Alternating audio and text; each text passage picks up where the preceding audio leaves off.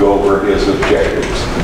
Keith's objectives is to bring together and apply the communication skills that he has already learned in the preceding projects, organize his speech in a logical manner following one of the suggested outlines, research the facts needed to support his speech, and to make a personal evaluation of his progress at the end. And that he'll do on his own. Okay. Yes. Keith is a longtime Toastmaster and is a new member to our club.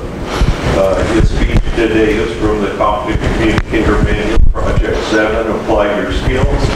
And then this project, Keith is to bring together all of the elements of a great speech, storytelling, organization, and delivery. He is giving this to a business audience, so I would like you all to act as a business audience and respond appropriately. The title of his speech today is Differentiate or Die. Help me welcome. Yes, is the timing longer? It is a 20 to 25 minute. Hello, speech. test 1, 2. Move it up.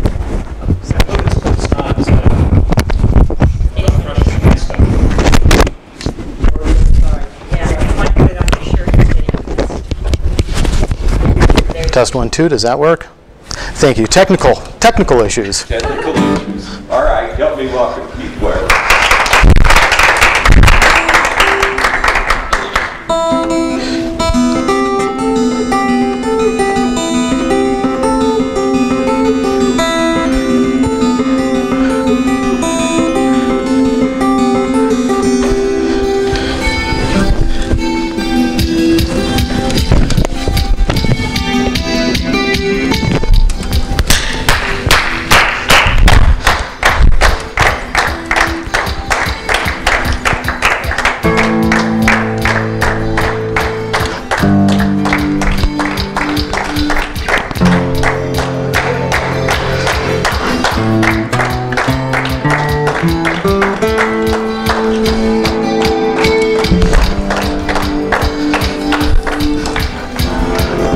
You guys are awesome.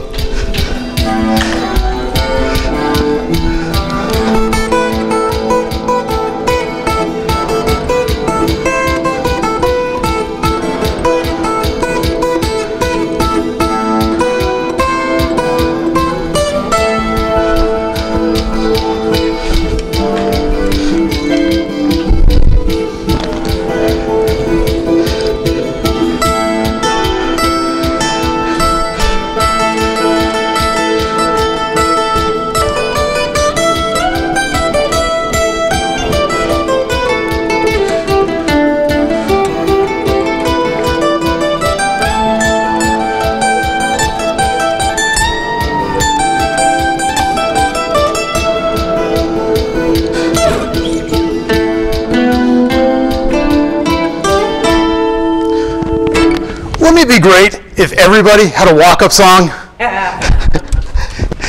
Ladies, just imagine if the first time you walked into a room, everybody heard.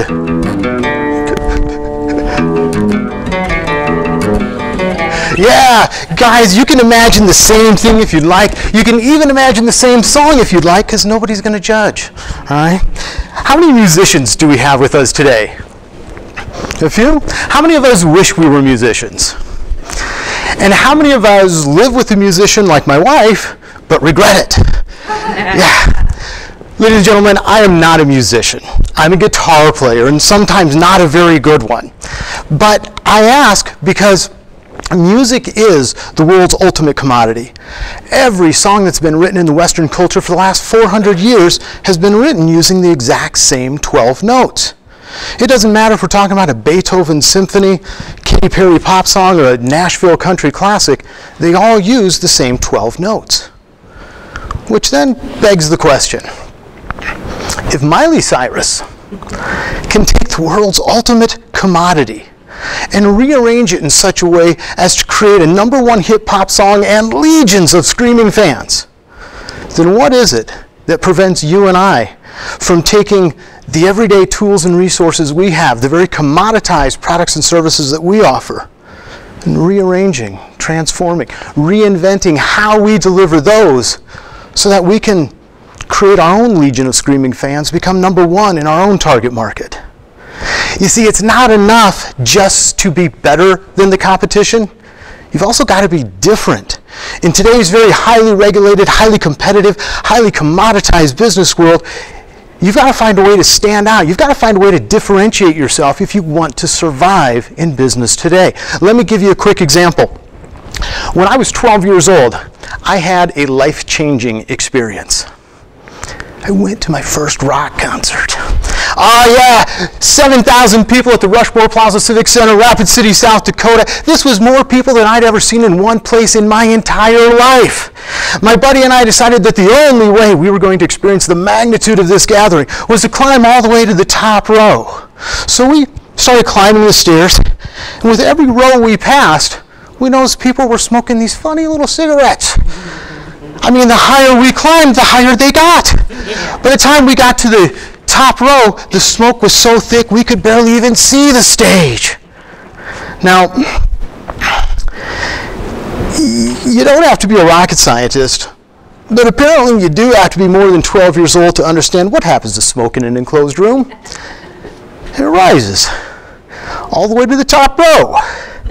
Ladies and gentlemen, I can tell you that from firsthand experience that secondhand smoke is just as potent.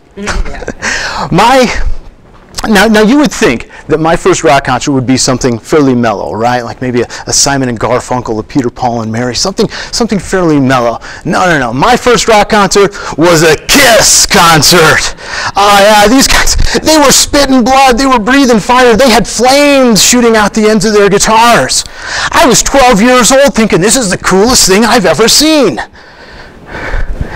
But with all due respect to Paul Stanley and Gene Simmons, they are probably not the best musicians of their day.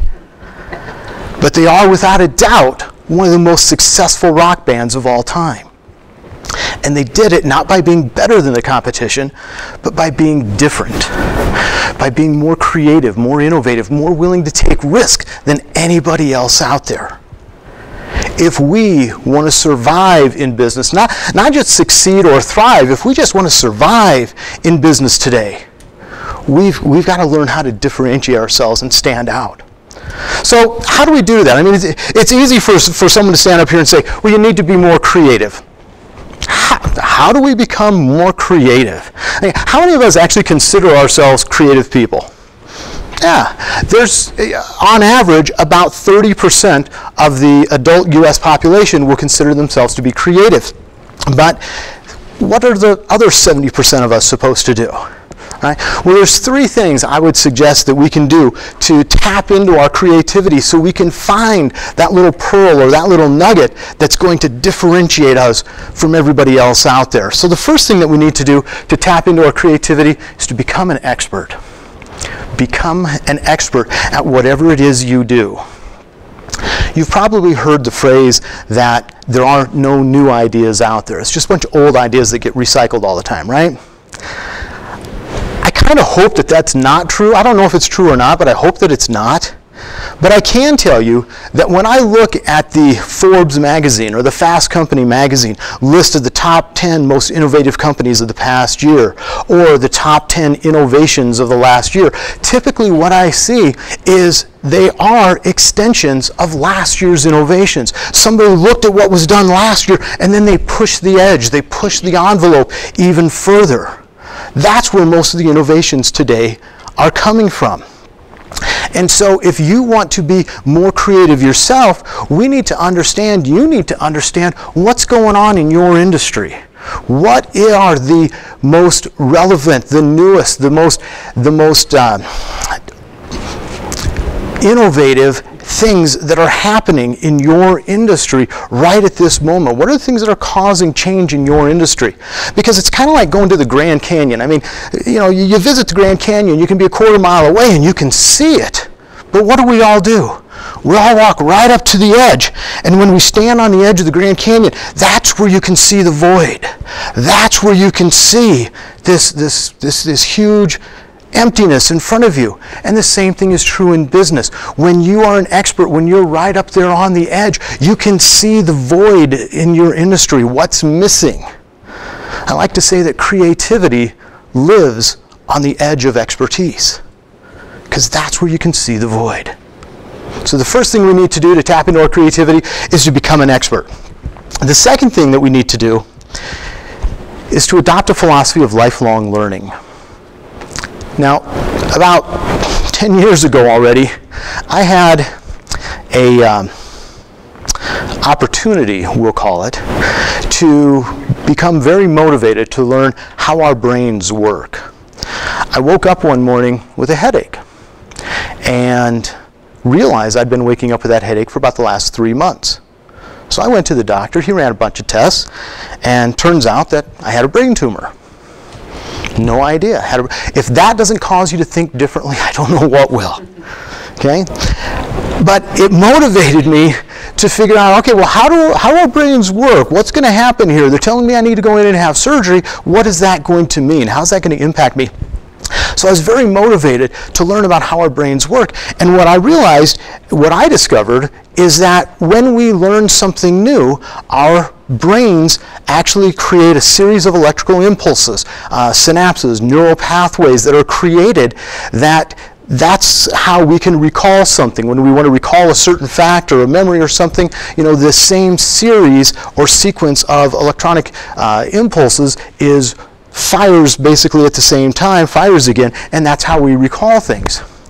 So if we want to tap into our creativity, and let's just take the negative side of it for a moment, and let's say we're not adopting a philosophy of lifelong learning, we're just kind of just doing the same thing that we've always done. Our brains are literally forced, when we're faced with a new problem, our brains are literally forced to use our old way of thinking, the old neural pathways, to get to some solution. When we adopt a philosophy of lifelong learning and we're continuing to learn new things, our brains are creating new neural pathways. They're creating new connections, new associations, so that when we're faced with a new problem, we have new ways of thinking about how can we solve that problem. Okay? Probably the greatest example of this in human history is Orville and Wilbur Wright. Orville and Wilbur were not aeronautic engineers.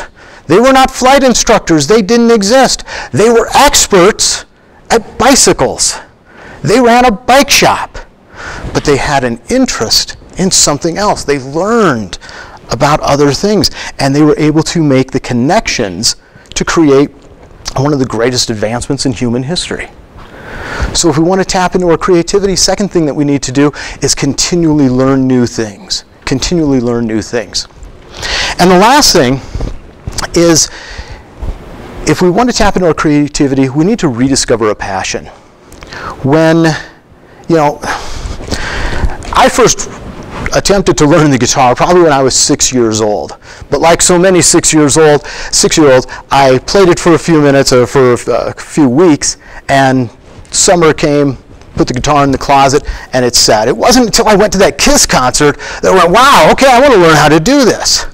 And so through junior high and high school, I learned to play. Finally, by the time I got to college, I was okay enough at that point to actually join a couple of bands, and it was great. But then, after I graduated from college, the four gotchas got me. I got a degree, I got a job, I got married, I got a mortgage. The four gotchas, right?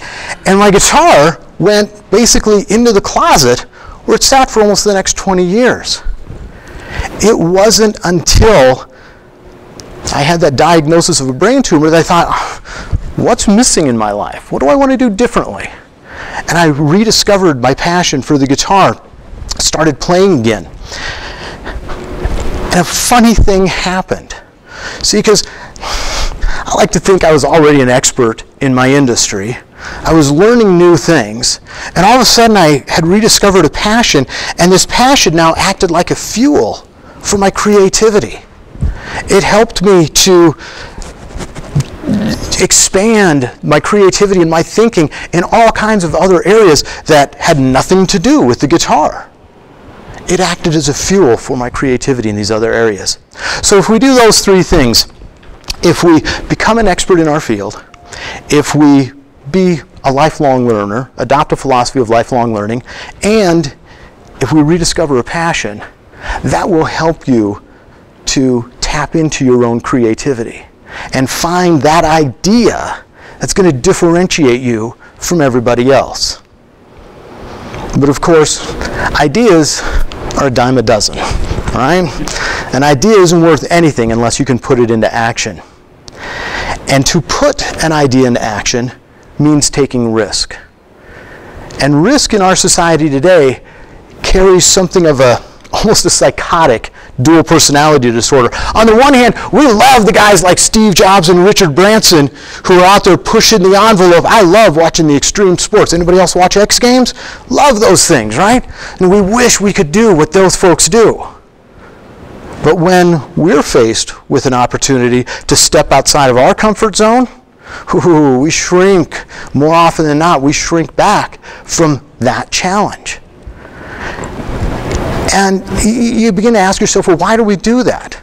Well, fear of failure is obvious, one obvious reason. But you know what? I don't think it's the fear of failure. I think it's the fear of public humiliation, public embarrassment. They say that public speaking is one of the highest fear of most Americans. We don't fear public speaking. We fear public failure and the embarrassment and humiliation that comes along with it. That's what we're afraid of. And so when we're faced with a creative idea, an idea that goes, wow, this is just crazy enough, it just might work, all right? But it's crazy. And then we think, but what if I fail? What are my friends going to think? What are my family going to think? What's everybody going to think if I fail? No, that's not a risk I'm willing to take. But Henry David Thoreau once said that most men lead lives of quiet desperation and go to their graves with their songs still in them. Not only do I believe that to be true, I also think it's one of the greatest tragedies of the human existence. To have an idea, to have a passion, to have something that you want to express, but to be too afraid to go for it because you're afraid of what other people might think. That's crazy. Now, don't get me wrong here. I don't want anybody, just going out taking any crazy idea and run out and trying to execute it. We got to figure out the difference between risky and reckless. Okay? We got to figure out what's a calculated risk worth taking versus what's just reckless. All right? And years ago, I discovered 4 questions which helped me to determine the difference between calculated risk and reckless.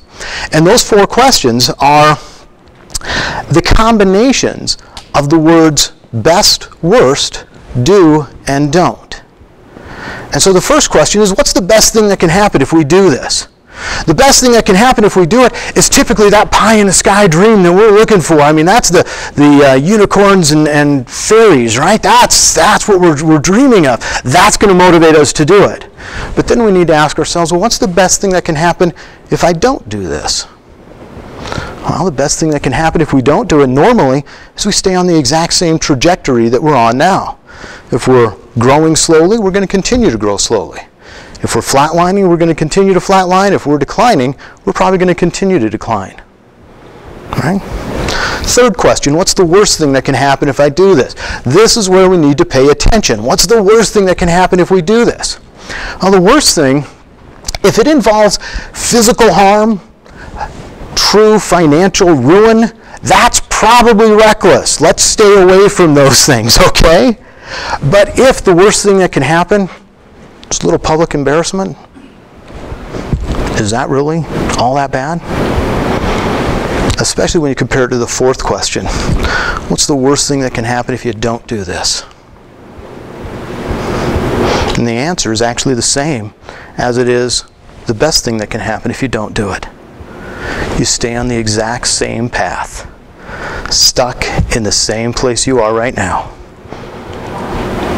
As Thoreau would say, going to your grave with your song still inside. It's not worth it. That's not worth it. We got to take some risks.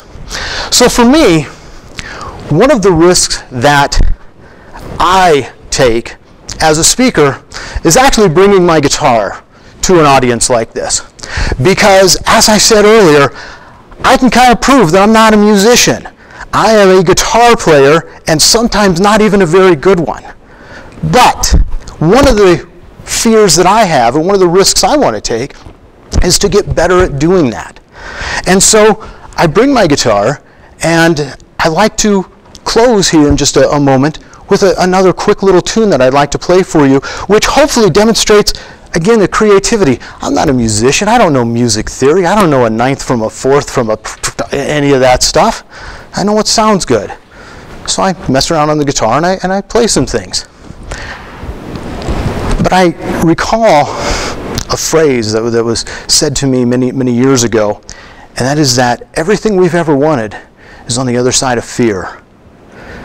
If we can come up with that creative idea, it's going to differentiate you from everybody else out there, and then have the courage to execute it, everything you've ever wanted is on the other side of fear. So, with that being the case, I would like to play for you one last tune here to close us up.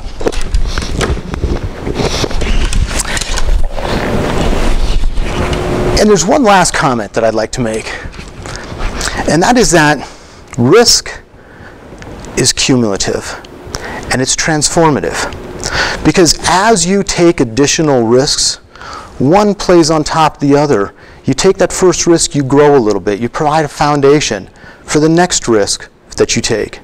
And it changes you just a little bit and a little bit and a little bit. With each successive risk, you change, you transform just a little bit.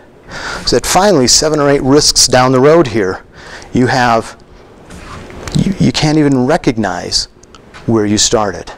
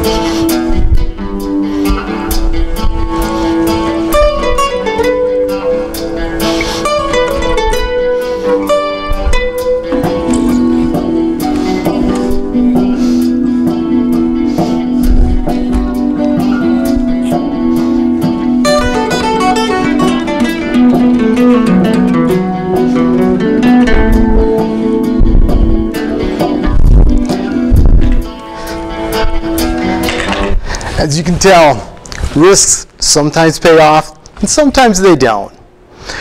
But the thing is, have the courage to go for it. Thank you so much for your time.